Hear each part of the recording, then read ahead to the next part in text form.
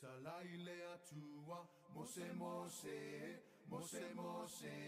lototele. Talaile atua, mose mose. Ja, vi ele tua nei tu la le fiafi. Ia o te ato Paul Kalame masani lea ia fiafi te tasi wa whaingo ina. Ia ole maa nai ole maa nawa o ngā nuenga. Ia toi whatalo whatua ila male ngā whaaloalo. Ia i lau tapo inga Samoa. Ia i nenei tu la o le fiafi. Ia malo soifu manuia. Ia malo le langi mama. Ia i lau tapo inga Samoa nei tu la o le aso. Toi whatalo whatua i foi lea. Ile au whainga ruenga tutofia le tua. Lo whapenao na whaile malu.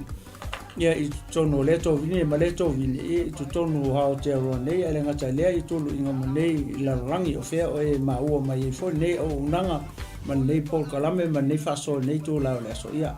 toi whatalo whatu ia te oe tanga tau lea tua malu wharitua ia i nei tu lao le aso malu soifo manuia ia malu whatu toa i ngā runga le tua whatalo whatu fo i le au pa ia ma le au pele nei tu la malu soifo manuia malu talo ia uoma pa angal kropo ia toi whataro whatu ia te oele pele ia i lava i tu waso ia malenei e fiafi ia e maise a inga uoma e masani o ilato uma o whapena o na fia pea ia e muli ta ia pea nei Paul Kalame ma nei ala leo ia i aso taitasi ma lor so i fomanuia ma lor le langi e ma ia ae le i alu roa la le tato Paul Kalame ma le tato whaso e nei fiafi ia toe fia pa i le titi atu lava fo i tatou sponsors mo le toele anga whaftaitele ma le whamalo whai leo whai mawhongata mori sunga le li whatonu pasta mai kureta ia e misa fo nei o nanga man nei ministry ia mori toele anga whaftaitele i tatou sponsors uma o company ia alomata mawhana o Samoa ele ngata ilea o e kālesia te itasi ia maise o sunga i whawhiangainga mo lato wharitua mai lato o lo whapena o na tuto mai pea le au ia e wheson soani lea ia i le ministry ia le nei fo ia ala leuma nei ia la ata ia i aso taitasi le te talo ia alofangia le tua ia whapena o na anga le atu ia le tua fo i ia tau pisinisi taitasi ia mawhamanuia atu ia wala ese o saunia ele tua e whamanuia atu wai ia e manatu ma le taitonunga nei fiafi ia lea ua manawa ia le tele o ngā luenga e whaila nisi o le mamalo si tatu watunu lea ua tali watu i maota malawa nei tu la ia o le whautuanga le global ia masani e iafi fiafi taitasi ia e taulawa ina toe wha manatu watu mato e wha ta oto watu i au tafa o e anga i atu i maota malawa neifia ia tautua nā ma o elo saunga le mu ia i lunga o ala ia ele ngata fo i leo nisi o le mamalu o sio tato watunu leo anga i atu e whainga luenga fiafi tolu wha lima ono ia neitu la e nisi lau a mata i fo i nisi nei lunga o le ala o le whautuanga ala vetasi mo oe ia tautua nama o elo saunga le mu ele leilo tuai ngā luenga ia o la e te tau nu saunga le mu ai leanga ona e tope ma e whaanatinati lunga le ala ai te iwa tupu mai e se whaalawelawe ia maa whai nai lo soifua ia o le whaamanatu lava lea e longo atu pea ma o se tua lalo ia e whaatatia atu i o au tafa ia ua lava lo saunga le mu i lunga le ala ia le ngata fo ilea ia o matua o i lunga le ala nei taimi au ale a mia fo i o alo mawhana witi ina ua tu ua fo ia onga nei tu la o le aso ia o le whautuanga lava tasi tautua nama o e lo saunga le mu i lunga le ala whai maalia lo sa ia ai le ngata ilea ia vava aifa leita maiti pe a whai e la iti o walo ia vava aifa lei whai o lato fuspao ia se taimi foi ia tu ua le whale aonga manafuanga ngai piki e tamaiti ia tautua nā ma oe vai wha lei whai tuto o wha malama ia mea uma whapena ia ua lava saunga le mua alo ma whanau lunga le wala ia a o tai ua tui maota malawa ia ine nei tu lao le fiafi ia o se whautuanga lea ma se toe tu o lalo ma se whamanatu e toe moli atu ia te oe le te lunga le ala totono fale fai ngā ruenga anga ia tui maota malawa nei tula ia tautua nā ma oe lo saunga le mu lunga le ala ia aere maratu ole a tātou anga isa oloi le tātou whamalosi ne fiafi ole a maua mai se tātou whamalosi ne fiafi le tusi lea o luka lona mata upo e se fulu malevalu foi upu la e lua se fulu ia se ia o lava i lalo i foi upu le lua se fulu malefa i lalo le fai unga ole chapter le se fulu malefitu ia ole tala masani ole tala ua loa ona e whaalongolongo ai o loa ona e si la fia e le tasi le lua se taimi ua e whaalongo ai nei tala tono le fiampa ia le tua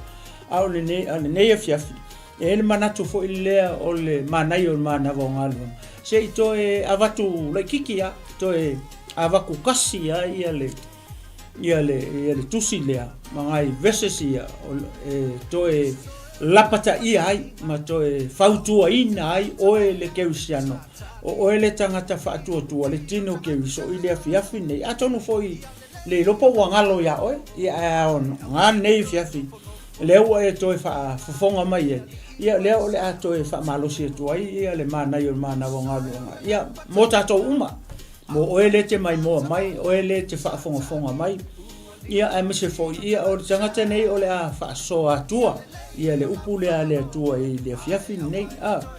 te mauala ele lukana sfulu valu o leo te fia faitau atua ia nai fo upu ia te lua petulu ia na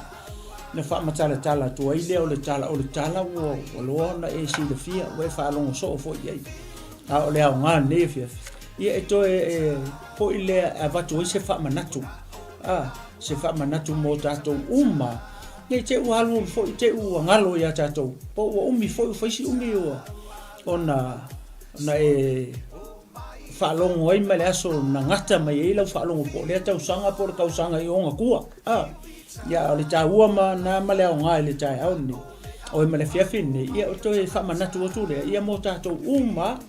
e au ke siano male o fatu tua ia me se tino ke wiso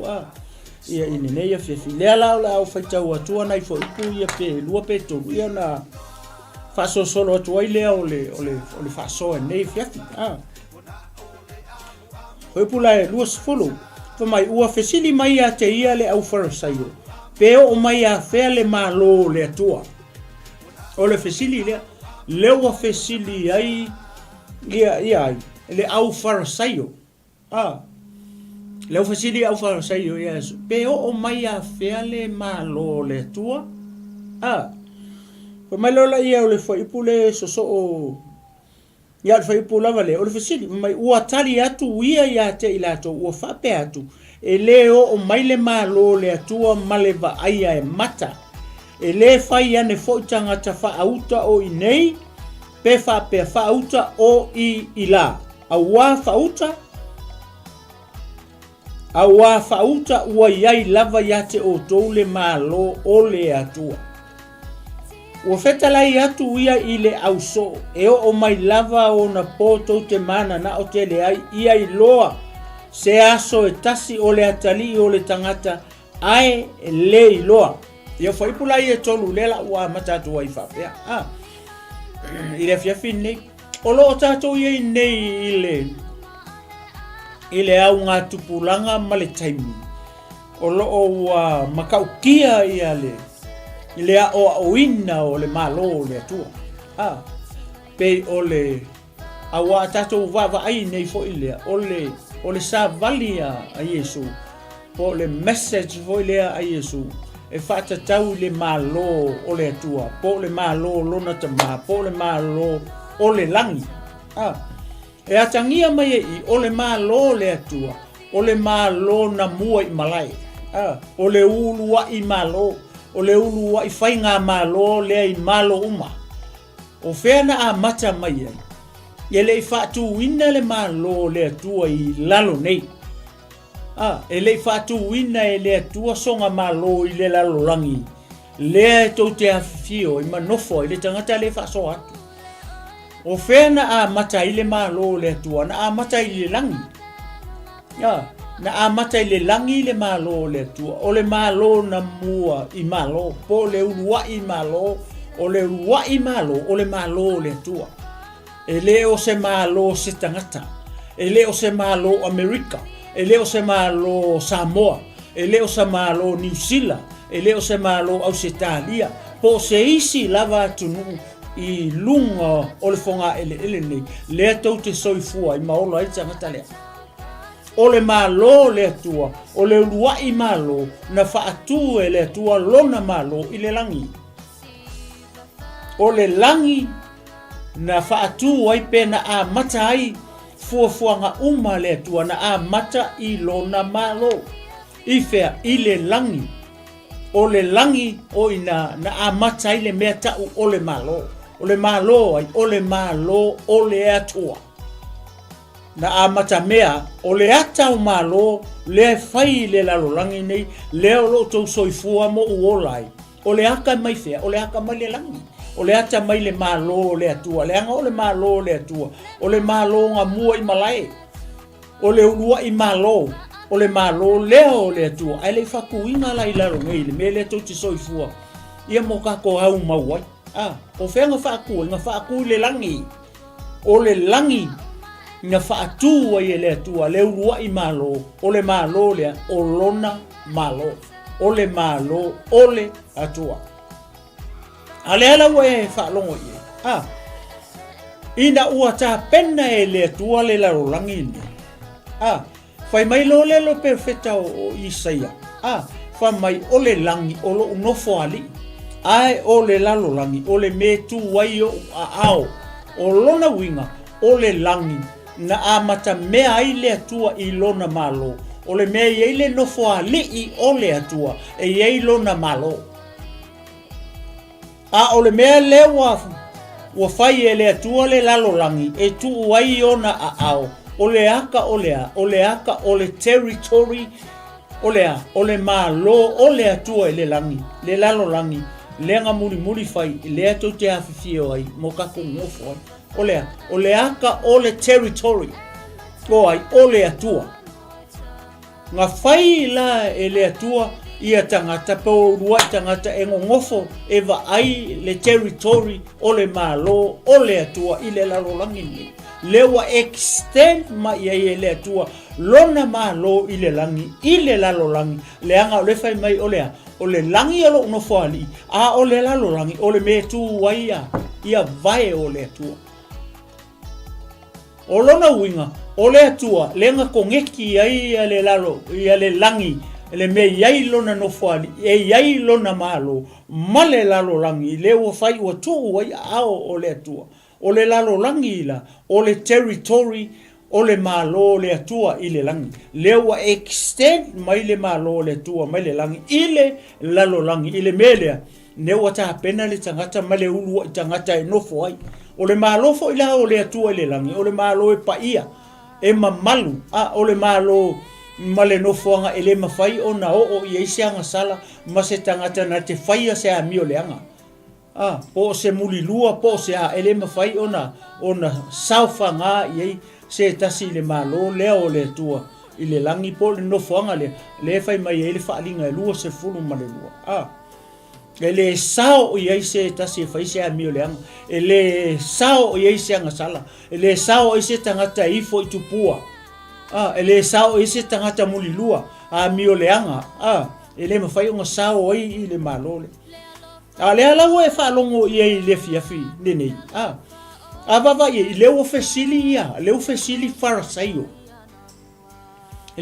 farisaio ia Yesu fai mai pe o mai a fea le malo o le atua aisia le me wala inga fesili ia farisaio o tangata fai lotu o ila to ia le sala to tausia tu la fono lena mai le atua ia mose le nga ka inga mai ia le nuu ale fa mai kalatia o le tu la fono o le tai tama na te taita ia mai le ngu se ia o mai ia ye su keriso le kama le nga fola mai o le kene se toru foi pus fulim e fa na mai tama ngake ku mo momolo a o lau fanga unga ke kui momo longa muri lona muri vai a le ala fesili la wali o le awali o tanga ta fai lotu le lotu la le ayuta ia le la ke kausia le kula fongo le nga mai amosi a le fa mai kalatia o le kula fongo o le tai tama nga ke ka inga mai ia le ngu se ia o mai inga fanga o le tama le nga fola mai tua le ala we fa longo ia o le o fesili le awali ia o le o fesili ia Yesu pe o mai e a fel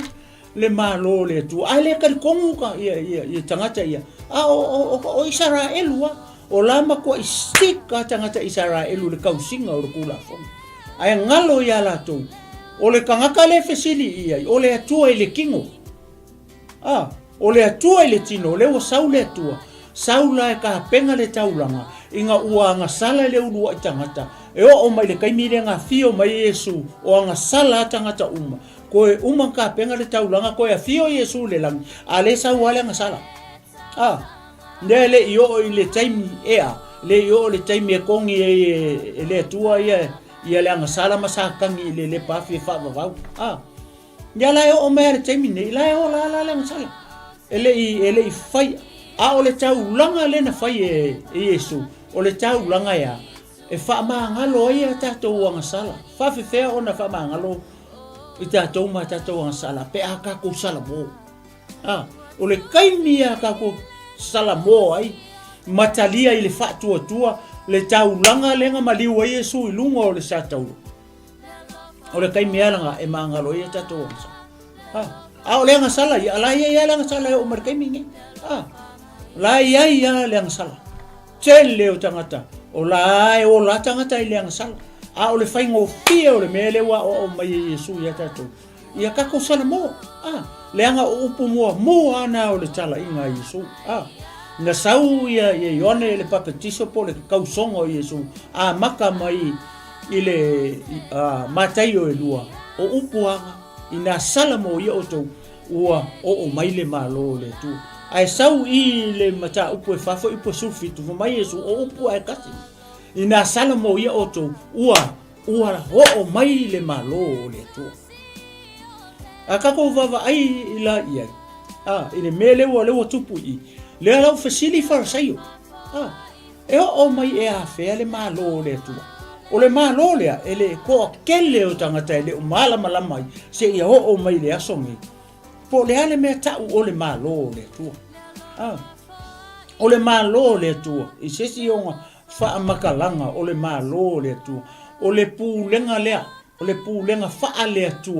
i lo loko malo mafa malo tangata ia e online i le lifestyle po pulenga fa le malo o le tu o ai mea e tau ona tato wola ina le olanga fa le malo ia so uma e nga fua le fa mai Yesu a fai o le nganga o le tu o kulia se ia ke nganga le anga le wa o to le malo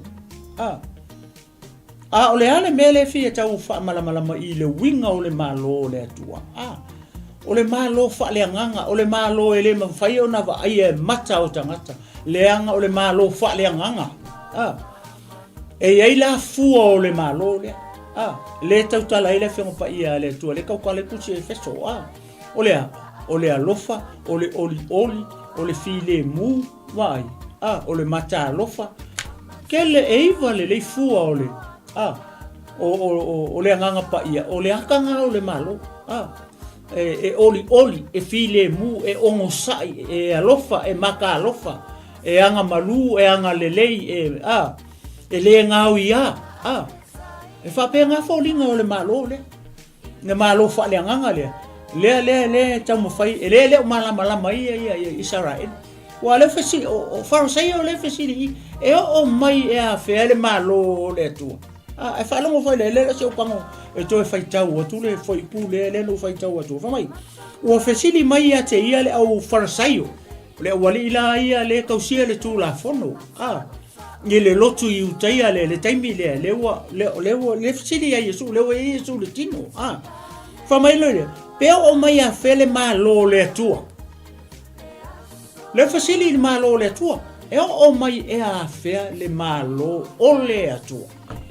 E se ale me o fesili ai le malo o le atua. Wala o fesili hi le malo o le atua. Ona ua le to ia se malo ia Israel. O Israel le wai lalo le pu lenga le malo Roma. Ua le to ua le sala ko kupu. Nga whaka whea le kupu muli o sayuta o se te kaia. Na avatu ai oi papelongia maoki ia. Ia o le tupu muli nga. O le ko isa kupu. O le ala o le awali ia tausia le tula fono. Po le awali ia farasayo. Awali ia tausi tula fono. O la toula ia le saha o ina le nuu le tula fono. Ale o fesiri ia Yesu mai. Pe o mai a fele malo le tua aisia. Leanga o polonga le malo Roma. O fia manao i le malo Israel. Pe fia manao i le malo le atua. E o mai whako i lalo le malo Roma. Ua polonga le malo Roma. Ua fiu e whaila fonga le malo Roma. Ua polonga. O le ala lea. Leo manao mana nao ai. Ia o mai le malo o lo lato atua. E sau se whako i lalo le malo Roma. O le mele leo mana o ia tangata Israel ma sayuta i lalo Southern Kingdom. Se falongo fola o le tali a Yesu. Famai. O mai le tali a Yesu. O tali atu ia te ilato o fa pe atu. E leo o mai le malo o le atua maleva aia e mata o tangata. Ai se ale mele mfai o nga va aia mata o tangata ia. Ia le malo le atua. Leanga o le malo fa le nganga. E le se king o le malo o le tua. Ia le se king o le malo o le tua. E fa le nganga le malo le kaukala Yesu. Le malo le kaukala Yesu. Ile matai o se fulu o fa upo lufu wa. A fai o le nganga o le tua o kulia se ia ke mongi. Ma nganga le nganga. Leo ia au ko le malo le tua. O le le ale malo le ia o le te mata mai le fiafini. O ele o italia Yesu. O le tangata fa tua. O le Kerisiano. O le pele. O le tino Keriso. O le ale malo nga o ia o. E file mu le malo nga ilo loko. E anga malu le malo nga kongo o. E alofa, e loto alofa le malo nga kongo o. E ongo sa ini malo nga kongo o. E file mu le malo na itonu. E le ngau ia le malo ngai kongo oi.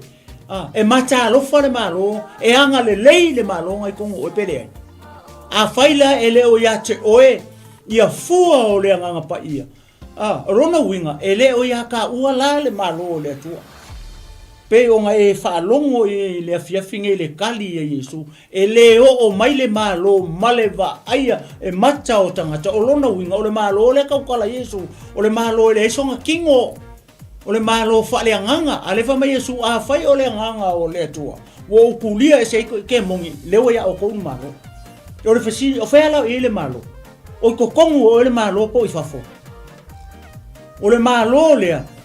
Tatou te le tau wina se taua ina ia tatou mawaina le malole. Kasi ara kako me fai kau ke mawaina le malole. O le kako salamo ma fa mawalalo tatou loto. Mo kako kalia ma vala aulia ma invite le malo fale nganga le. Ito tonu o tatou loto ma o tatou wanganga. Le mea le ngaka o le malo le tua. O le malo e leva aia e mata o tangata. O le malo e le isonga kingo. O le malo fale nganga. Neo e whalongoi. Langa le fesili e. Oi le fesili ia. E le au fai loku. Au le iei ma le au so i. E le au fesili au so ia Yesu. Pe o le fesili ai. Pe o le fesili ia le au fai loku. Po le fesili au kausi kula fongo. Le fesili ia Yesu. Mangai le kali Yesu. O le asa o onga mo tatou umi. Ia kako malama le mea tau o le malo le tua. O le malo le tua. O le malo whale anganga. O le malo e le mawhai o na wa aia maka ia asia. Le anga e le isonga kingo. O le malo whale anganga. E mawhai o na. E mawhai o nga show up mai. ni mafai o nga whaali mai ia winga maanga o le malo lea mai lo soifua ma sofo i ola ni mafai o nga whaali mai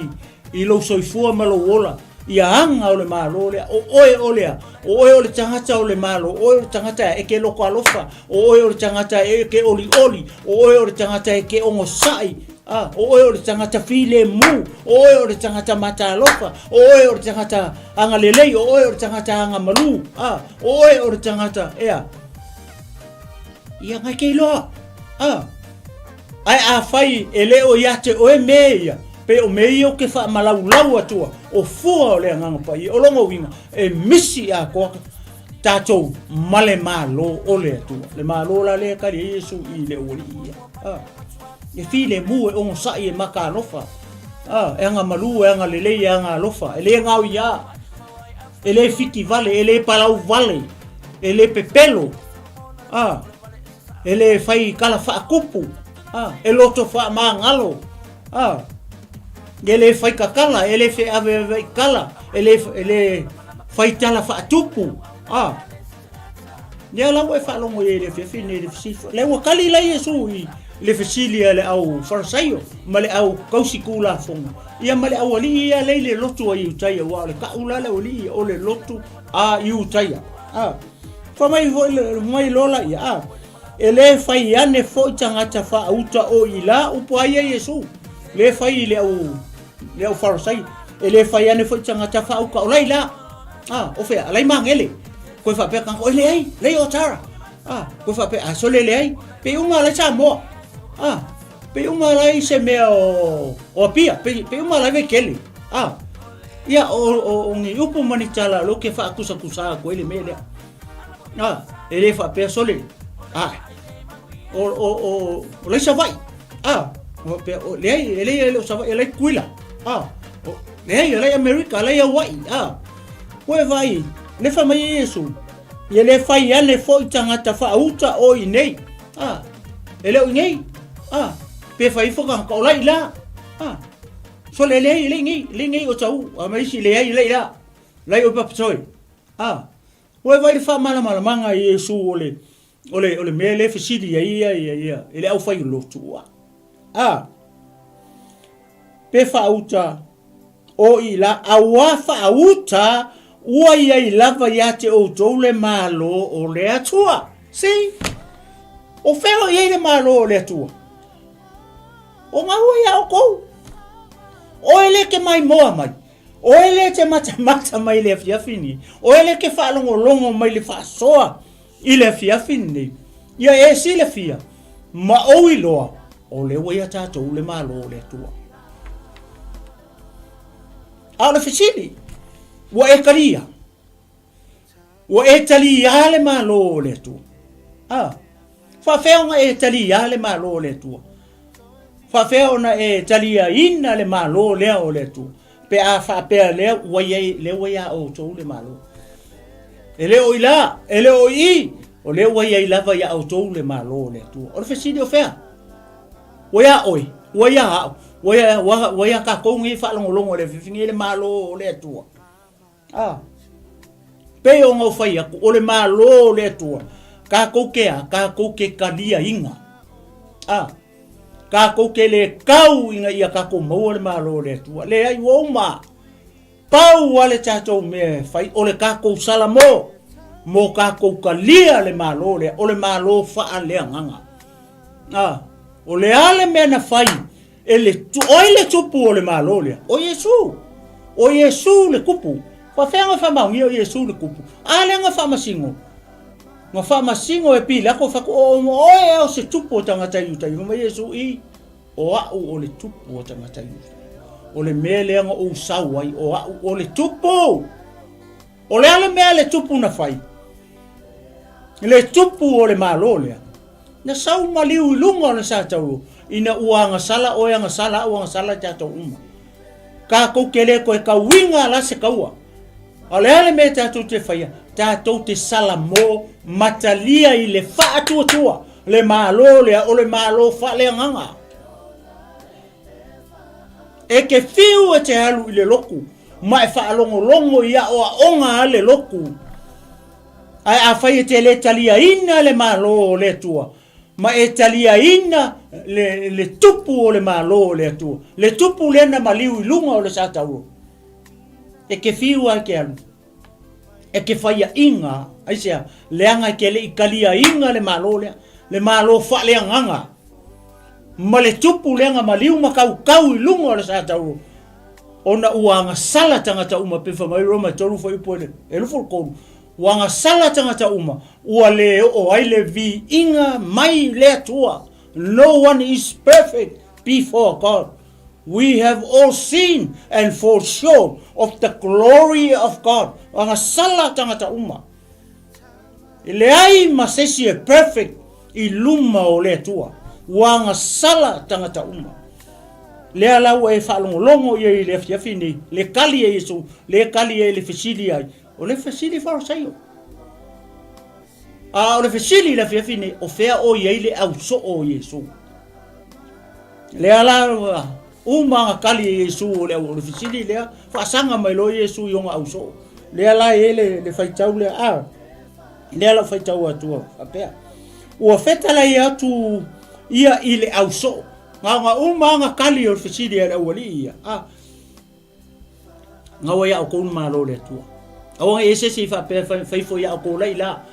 ele o ngei fo le ai nga wa ko le malo le tu o le me fa kalia yo totalia ina le malo le tu ile fa tu kalia le kupu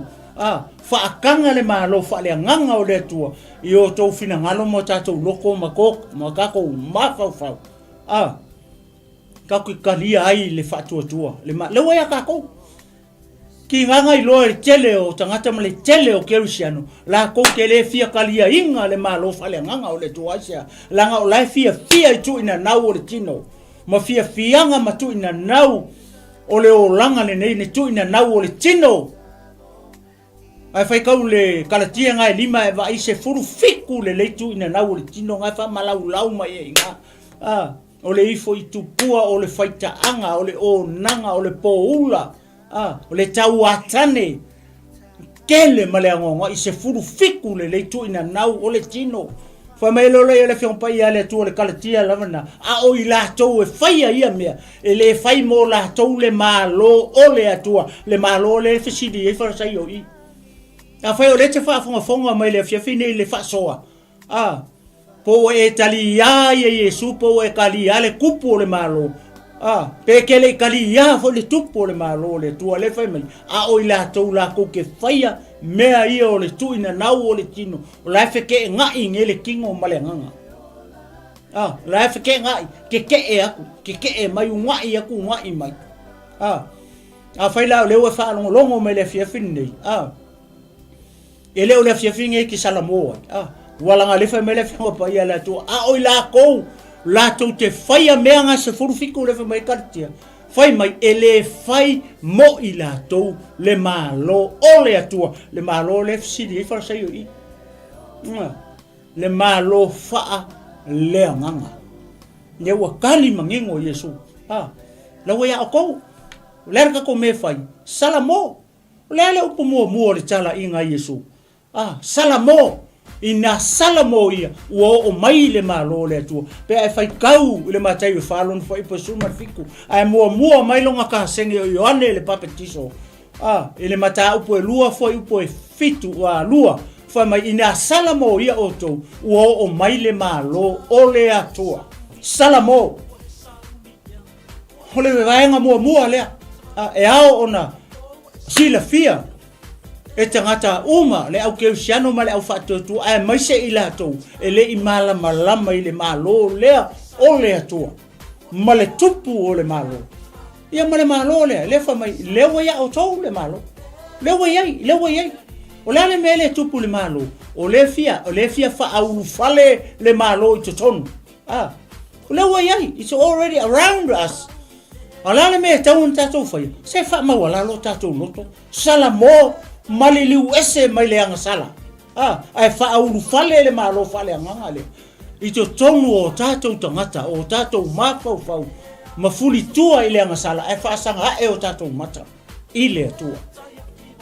le ala o fa longo i le o manga kali ai fa sanga mai lo I o so no fa sanga mai Yesu I le so le mala so I o fetala ya tu ia le so e o mai lava o na poto te mana na o te le ia I loa le aso e tasi o le atali o le tangata ai le loa vai ai fa mai tangata ia to fauta o nei le fa ko o mai le tua le o manga fai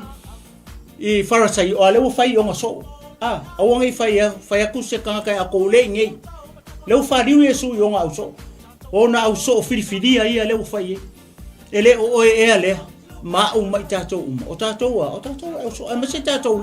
le o talia ina le fa o la tanga tato talia ina le tupu o le tupu o Yesu o ia o le tupu o le malo le na saula e sa ili ma faaola I le na leilo o fenga leilo ai o fenga leilo ai o fenga leilo ai kako nga leilo kako ko kongo le territory po to tonu o le rangi to tonu o le territory o le malo o le tu le sa kako leilo ai le langa sau Yesu e sa ini ma faaola le na leilo ko mai Yesu o keli sau e vala au mo e amia tonu fa fe kai pe fa sau Yesu o ise amia tonu kas ale fe mere fiang pa ia le tu ele ai ma se amio kong e kasi I luma ole atua ai na o sawe vala au ie anga sala e o ele ke mai mo mai ele ka ngaka ele ka kala o ka ko o tangata anga sala ia e sila fia ma o ilo o tato o tangata anga sala ndale me anga lenga sau Yesu e vala au ia ka ko o tangata anga sala inga ia ka ko sala mo ole mea mua lea ale tangata kerusiano po le tangata faatua kako uma le anga sa kako ang sala sa kako wa mio le anga sa kako fai aku inga ngau ia se furfiku le fa mai kartie lima ole poula ole o nanga ole muli lua ole makaiku ole ifo tupua ole tawa tane ole male se furu mal fiku le ai fa fe kai ile atua le o ko sila fia le upu le atua le o ko sala mo ka ko sala mo ka ko furi ko le nga sala ale ala o ka ko fa sanga ku lo la ile atua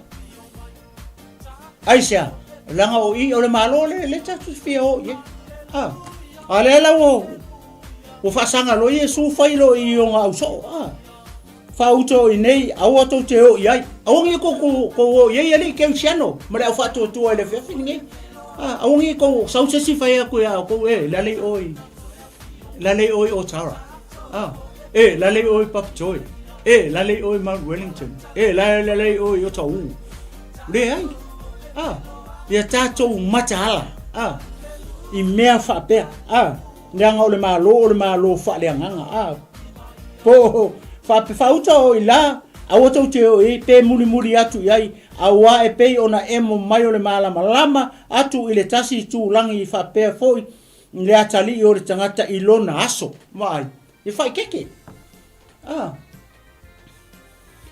ole o mai o le malo le tu o le aso nga sa waia e sa wela kali o tangata e fio mai le kau kala in matai o lufu lima va ai uma ai maka ya fio mai le atali o le tangata male au angelu pa ia male au pa ia e mamango e va ai uma ai mata tribes o le lalolangi ni le aso le ale fa mai awangi o ko sausi fa pe la le o malo le ku le ai awa o fela wa ele malo le tu le wa kongo ka ko le ka ke fe wa I male malo le tu ai se aleanga o ka ko o le o tato o ka ngaka o le malo le tu we are the citizens of the kingdom of God o ka ko o tangata o le malo le tu le ka ke fe wa le ko kongo ka ko le malo le tu pe ngo fa mai Yesu I ai se langa le o ka ko kali ya le o ka ko inviting le malo fa le nga sa kong sau inga ia ngofo to tonu o tatu tangata mo ka ko mako fa le wele malo le ai e ka milo solo ale malo e fia so se me u fale ai se ma fau se tangata se king o le ka e fa ma wala lo masala mo ma fa u fale la le malo le o le malo fale nganga wa va ai le nga le yo le tu o fa'afia nga fai aku le anganga o le malo le tua ya ko e se kafia la ko ai kokongo kafia ngofo ai kokongo e malo ale mai se so ia se kaimi o kaimi ngai e sa war kaimi ke o ke kali ai o se ko kiki ya ke ya woki ko fe siria ko le so fes kama foi le se le o fe siria va oki ala woki ale le kali ya malo le tua malo fale nganga vai le fai ngo fio le pat ka ke play nga ka ko sala mo fa ma wala lo tato loto invite lo le malo fale nganga le I to tonu o tato tangata I ko kongo ka ko mafau ia ngofo kupu ele malo le ai fava I ko kongo o ma tato uma le fiafine a mai sau paki e vi ia ile tu fala vale a ta sau ona mo ti nga o ye me uma me tele ona la fo ina o le nei tupulanga le la o include I male maliwo yesu ile ilanga o onga le nya kakia le vaenga le ale la se o me kasi mai lalo I le anga lua aso le ka ui a le vesle lufu luongo o le fa matala I su lona tinga tinga I me ke le male la fo inga o ie e tangata o kanga ko la o kanga la ko ke le fia kalia inga le malo o tangata la ko ke le fia kalia inga le kupu o le malo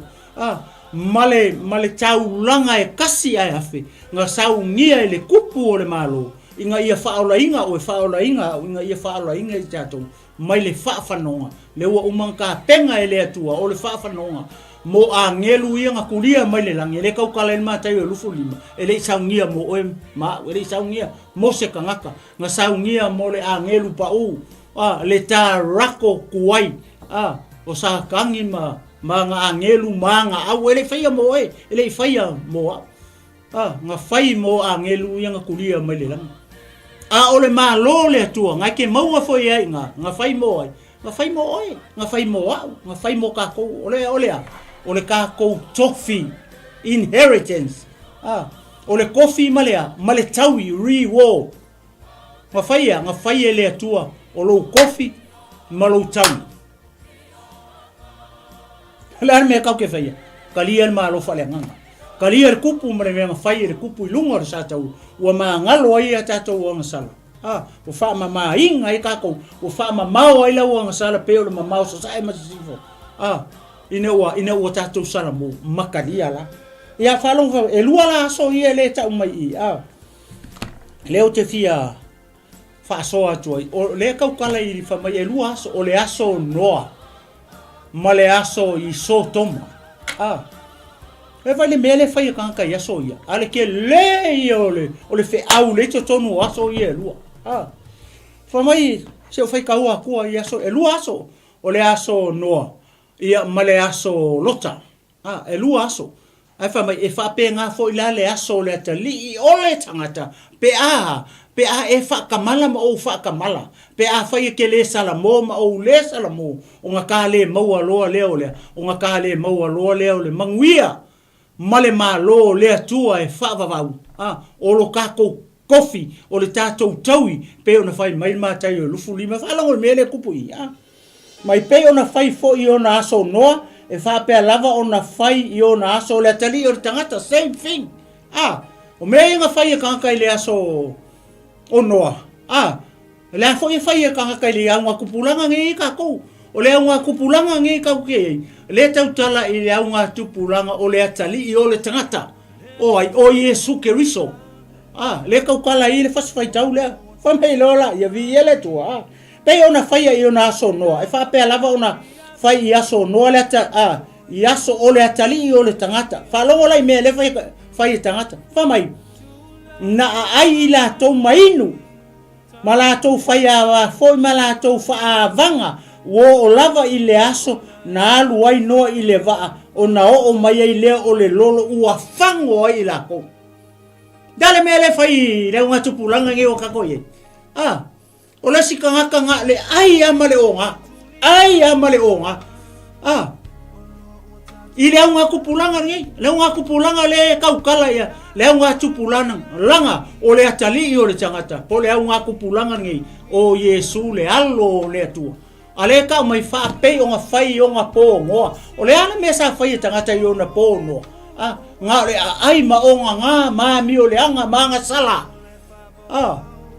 Le mea nga renga fai o. Ale fa mai e pei fo I la o aso o le atali o le tangata. Pei o nga o fai aku leke leo le mele fina ngalo le atua. Inga ia, kako salamo. Kako salamo. Wa o lesi kanga le ai ya maingu ma o nga. Ma mio le anga, muli lua. Hifo kupua. Maka iku mea le anga uma le fai mai ele kalatia. O nga po ula, so. Ia so uma weekend uma. Wala to faya me yo tu ina na o tino fa mai le la faya nga kupulanga ngi atali I o tangata fa pe mesa faya nga po ngo ai ngalo ya la ko ai ngalo ya la to vai fa mai wa ngalo ya I tangata ai la to mai nu mala to faya vai faya va vai ma fa avanga o fa va ya avanga ku le avanga ngi le avanga ku le se ia o ile aso nga ulu ai ngo ile va ele ilo asasi ala fai ala mi oles kia ia kule siko lua avanga kule fafini avanga kule kinkiki kia ile ko lua fai siko lua ai ngalo ya la to ola fai la ko menga ai ngalo ya lo ulu fale ngore va nga nga ulu fale ngore va ka pungi ele ko fai ko o mai lo malo le la fa mai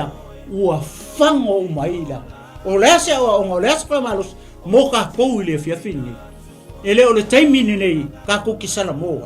ele o le taimini nei ka ke fuli kua I ku nga ngauma me o le tino nei sala mo ia o le aso mo le so longa lua le la uma vi ele tua le la ka mai lo la ia ile aso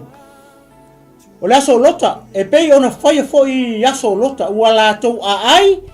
ua inu o whaatau, a vane whaatau, o toto mea mawhai fale, o lea lava aso na halu e sei lota I so toma, ua tō whaaua mai le afi, male te o mai le langi, ua whano ai I la tau uma.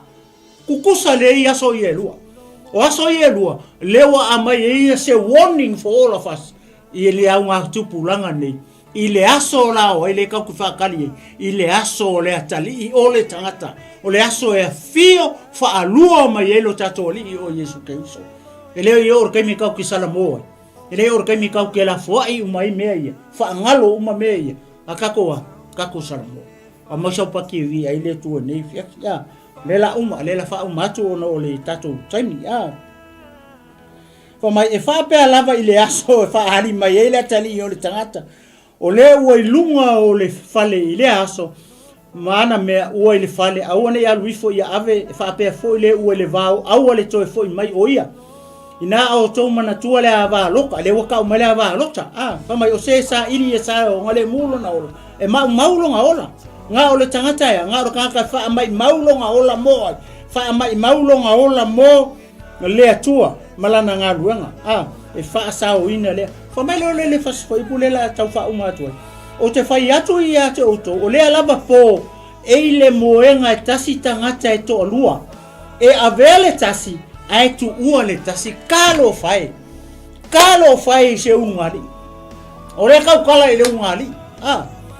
I le po, whamai sai le moenga e kasi kangaka e ko lua, o lea reka lea mai. O le kau kala I le ungari. Ale wa ema maenga le aka, whamai e avele tasi, ai ku ua le tasi, ka lofa le kangaka le o le onga le mo se unga li e ka kaunga ai kaunga ave umare ko lua ai le fa pe nga le alu nga o kamalo ai le alu finge kulo ia pe alu for finge ai misi a ko kamalo o ai le ke leo le onga le I o le po ele moenga tangata to lua ave le si ai ku ua le ska lofa kangaka kene ele ave dale me le kupui o le taimi o si tianga kami le walu si tianga ale o ke ia kama lo pa fa finge le ave o mam te oi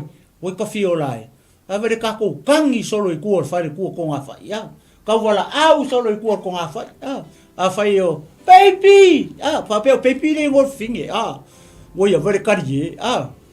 ia wala au ai ole ngol ko ru pa e ala ai ole wala au fo le ngol ko ru ris. Vi ele tua mai sa po vi ele tua ne fia. Ole ma ka kia le ole me. Ole ma tau kia le ole ma tau pu le I la wo fa tau mai e oro fa tasi fa fine to lua e avele tasi e tu ole tasi e le vautanga te to lua e avele tasi e tu ole tasi wala ia vaila ye fa mai e oro fa tasi fa fine to lua e avele tasi e tu ole tasi le la fe loro ia mele wa fa fine uma le fa nga ruenga kas ambio le ne ke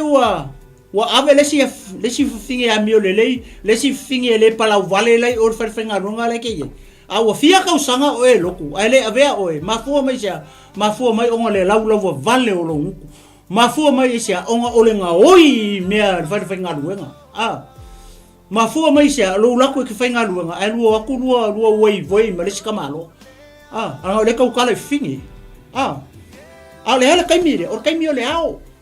sai se kai misa mix up ya u me ai fa tai fa ai lo mai le tua o le lalo langi le kau ke ye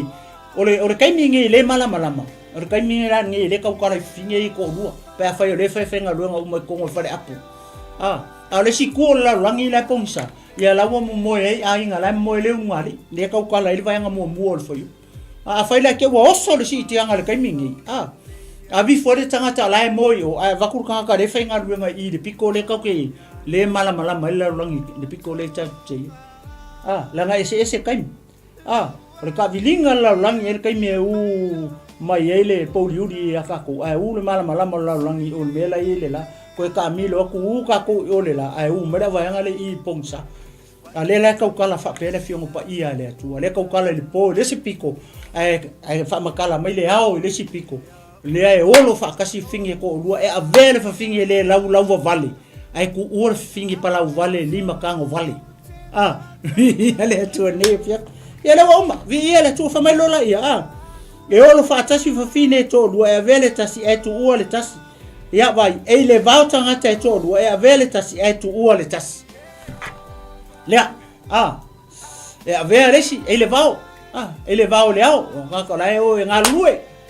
a fa le ngali la e o fa ko ia ke ia le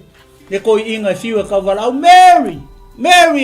so ia ka o wapo ai no la walu Mary City anga ai ki ai yu ko yo manga ia vi ia le tua o le akanga o le malo o le tua le fesilia o ai fai tau le ngaluenga mo ala ku fai kau ngaluenga mo fai pu mo tolu fa lima ono nga fesilia ila ia le au so o ia Yesu ai le ofisili le malo le tua o le ofisili le malo Israel fa mai ele o ngei e fai le verse 6 ele ngaluenga mo ele o ngei e te toi fuata inai le malo ya Israel ele ofisili le malo le tua pe le ofisili ai e fariseo ya Yesu le ofisili malo le tua ai ofisili aku so o le oli inga filifili ele tua ai ofisili le malo Israel mangingo le kali ya Yesu ai o le tali e Yesu le meanga ua ku ua le pule le atua wa ka ngu meanga ku ua le pule le atua le malo Israel ia sa la ua le malo Israel o sia la ngalenga fesi le so o Yesu ya Yesu le ngaluenga mo fai tau le foi pu mo lua to fa li maon inga ua ko ku mai Yesu nga fa makala mai le foi pu to fa mai ona o le e ia mea o le malo le tua iko kongo le fase fulu waso lo si kia lo Yesu le lang a ko kongo le fase fulu waso nga inga ua koi ku ma Yesu ku ma ma le oki nga ia o ai mea o le malo le tua ai oso ma le foi po yomo le nga ruwe nga mo ua fesili mai o nga so po o ngei ete toi fuata ina i le malo Israel ele fesili le malo le tua ai fesili le malo Israel o sia wa polonga tele ile malo o rumo ia nga lei mai le tua nei fiafi fa atu ele nga pa i o le tua nei mata upu ia ilo tatou ainga ile nei fiafi ia tau so ina ai le au kerisiano ma le au fa'atuatua uso matua fa'afine i le ali'i le au paia ma le au pele i lenei e fiafi a o tatou malanga pea i se malanga umi le malanga fa'aleagaga ia i le manuia ma le ola e fa'avau uma na folafola mai e le atua mo oe mo a'u mo i tatou uma o le a tatou fa'ai'u se tatalo io vai le atua o lo matou tamā fa'afetai mo lau upu o mai anei le galuega le ato'atoa ala uauauna le li'ia lo matou atua e lē malamalama tagata i la'ugagana le li'ia lo matou atua ua tatalo i lou agaga paia la fo'i atu i lou agaga paia na te fa'atoa le fa'asoa ai masi o le folafolaina o lau upu i le afiafi nei ia fa'amalamalama i ai o finagalo ma loto o lou nu'u mou tagata ia ai masi o lau e kalesia paia i le afiafi nei tamā ia lave ina se nganga mo lo malo ai o le sili ia fa malo si ai le tino ke wiso ia tasi le tino o ke wiso se upu se tala o tala ia o le tau tamali tama fa mangalo mai ya o lau au ai matua fo ya tu mea uma ila o fio nei fia ina ia matua vi ai o e nei maso uma se o atu le fa vau la ia le suafa pa ia le suafa mamalu le suafa sili ese le suafa mau o lunga le suafa lautele le suafa loloto le suafa lo tumu ile alofa male alofa muti vale le suafa leo lo mato ali o Yesu Keriso wo o tatalo mavala au to wane amen ma amen glory hallelujah ya yele to ne fiafi ya mai atia nei le tinu malo fo ma fulu ia o te whaatu Samoa, ia i le nei tō la o le fiafi, tō wha soifua Samoa.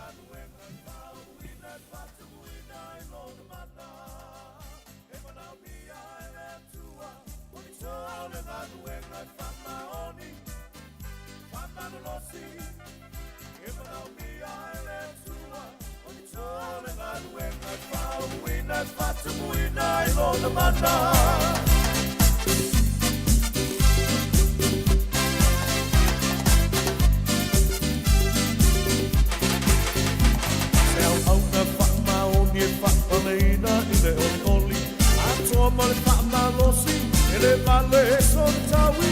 le lutilena il fana uole tua fama oni batutu maule alwena au na fama oni fa oreina ile oli ato male famalosi ele vale sontawi le lutilena il fana uole tua fama oni batutu maule alwena ale tua ole ngaluenga fama oni fama losi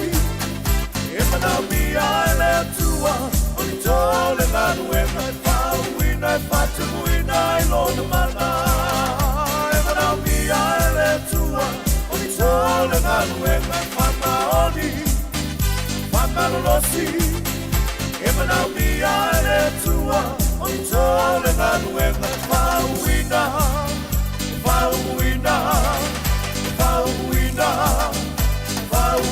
fatuina ilona mana fawina fatuina ilona mana